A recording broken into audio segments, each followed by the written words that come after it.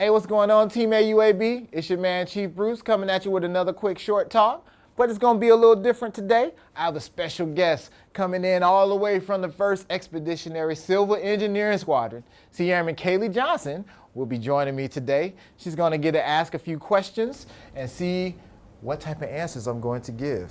This should be good. All right, so let's get ready. You ready?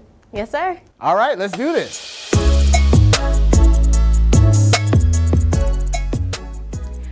Hi, my name is SrA Johnson from Emergency Management, and today I'm interviewing Chief Master Sergeant Bruce.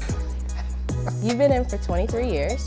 Do you have any advice for airmen that's struggling? So I would say for the airmen that's struggling to figure out where they want to be, you know, if they want to re-enlist, if they want to get out, they need to figure out their purpose and figure out, hey, why am I here? And if I'm in the Air Force to get a certain set of skills that I can carry to the outside and my purpose is to help others, hey, so be it. Thank you for your service to your nation. Do your 4 years, do your 6 years, press on. For those that say, hey, I really love what I'm doing in the Air Force and I found my purpose in that aspect, then hey man, stay for the 20, 25, 30, 40 years. What do you say to people who find it hard to find their purpose in the Air Force or just in their career field? One, you need to find your purpose as a person, like as a human being. Why do you exist, right? Case in point for me, I joined at the age of 17. Although I knew I wanted to stay in the Air Force for 20 plus years, when I joined, I still didn't realize what my purpose was. I want to help as many people as possible become the best, whatever they are, whatever it is that they're going after. I want to make them the best at that, right? So I'm like a life coach, right? Like I enjoy doing that. And so then your career field, that aspect of it, how do I become the best at this particular job, or whatever it is that I'm doing, and focus on that, becoming the best at that. Now, if you get in that career field and you realize, oh man, might not be a fit, you know, it might be something that's completely off from what I do, then that's where the Air Force offers you the opportunity to cross-train, right, or to commission, whatever. There's a lot of off-ramps for you to get to where you want to, so you can get after your purpose, right? So that's the advice I would give. Now, a lot of time, people are coming in with degrees that are very similar to those of officers. They have like bachelor's or even master's for some airmen. Do you feel like that's closing the gap between officers and enlisted? It's two different oaths, right? So an officer takes the oath of office, right? We take the oath of enlistment.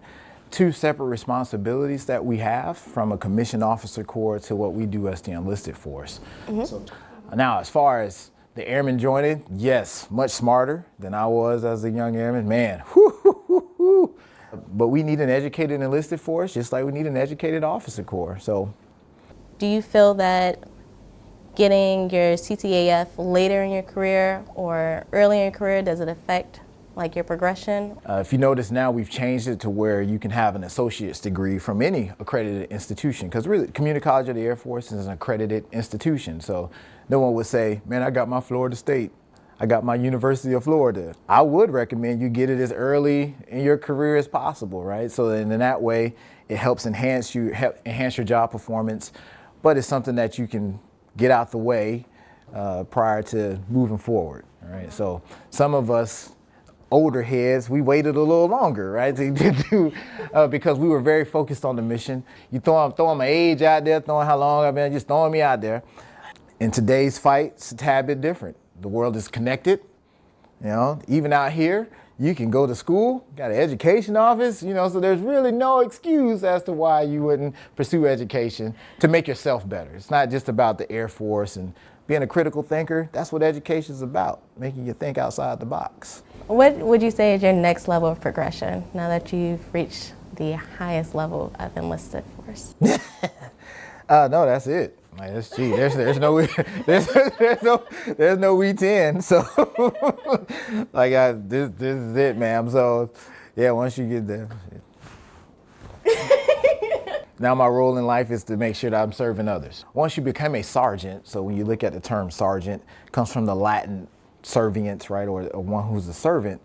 Now all that means is that I'm the chief of servants, right? So you've mastered servitude and you've mastered how to serve others, and that's your role now. Is there anything that you would tell your past self, knowing what you know today? Woo! I say the first thing I would tell myself is keep your mouth shut sometimes, right? You don't know everything. So I would tell myself, one, keep your mouth shut. Two, you don't come in as a chief, you don't come in as an NCO, you come in as an airman. So master doing that before you try to do everybody else's job. It takes time, it takes progression, it takes seasoning, it takes experience. Like those things are important to your development as a human being and your development as an airman, as a leader in the Air Force. So I would tell myself those two things: keep your mouth shut and grow where you plant it, you know, instead of trying to do everybody else's job. And speaking of doing your job, sir, what is it that you do here at Udeid? What do you do? That's what you're asking. Because we see your crazy videos, we see you running around the base, you riding on buses, you're doing all kind of crazy stuff, right? So my job is to ensure, my number one job is to ensure that you are ready. Well, have we given you the tools? Have we given you the training to be successful at your job? That's number one. Number two, my job is to also be the ears, right? The eyes and ears of the enlisted force for my boss, right? I'm your voice to the boss. So whether it's our Wi-Fi or the food, right? Like those are the things that I take to him and I say, hey, sir, here's what's going down here in the streets. This is what's really happening. To see how we can make things better for you and for your families, even back home. So those are probably like my main jobs. I hear a lot of stuff. That's my job. And I catch it from all different directions. And that's the fun part about the position. That's the fun part about leadership, is being able to take all of that data. I like to call it data. Some people might call it concerns. Some people might call them complaints. I call it data because it's all good data. It's good data points to be able to parse through it and then give the boss the unfiltered, unemotional, hey, here are the facts, sir. And here's how the enlisted corps is doing. Here's how our officer corps is doing across the base. So, yeah, that's kind of what I do. Doesn't sound hard, does it? Oh, it sounds really difficult. No.